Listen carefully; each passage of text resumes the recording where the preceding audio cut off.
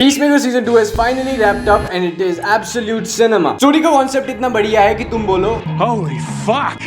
That was diabolical! Acting इतनी बढ़िया है कि तुम देखते ही बोलो वाह क्या एक्टिंग कर रहा है। और ये कैरेक्टर जिसको देख के ही तुम इंस्टेंटली बोलोगे कि I like big booty Latinas. But apart from that, there is something that is a bit disappointing about Peacemaker's second season, and that has to do with its viewership. दरअसल बात ये है कि Peacemaker सीजन 2 इतना अच्छा होने के बावजूद लोग इसे देख नहीं रहे हैं, क्योंकि लोगों को पता ही नहीं है कि Peacemaker कौन है और उसका नाम सुन के ही लोग ये पूछने लग जाते हैं कि Who the fuck is that guy? But that's why I'm making this video. लोग जो पीसमेकर को नहीं जानते उन्हें इस शो के बारे में एक आइडिया देने के लिए और बिना पीसमेकर के बारे में एक भी स्पॉइलर दिए पीसमेकर शो को तुम्हारे लिए ब्रेक डाउन करने के लिए। तो बिना किसी देरी के चलिए शुरू करते हैं।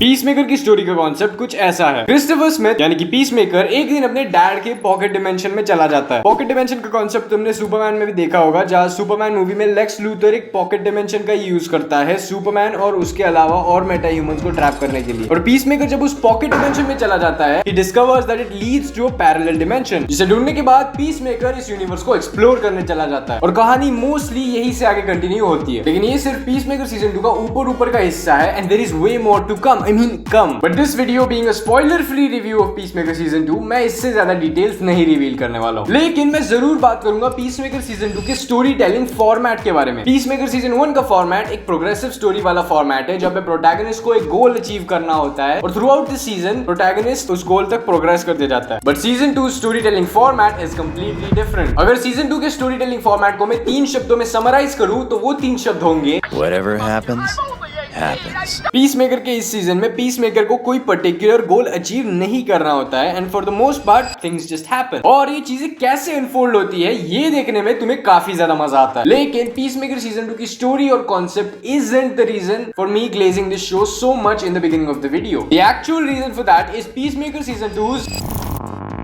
एक प्लॉट ट्विस्ट। किसी भी मूवी या शो में एक ऐसा पॉइंट होता है जो उस मूवी या शो का narrative up to that point completely change कर देता है। और पीसमेकर के सीजन 2 का प्लॉट ट्विस्ट शो के नैरेटिव को ऐसे बदल देता है किसी ने सोची ना होगी।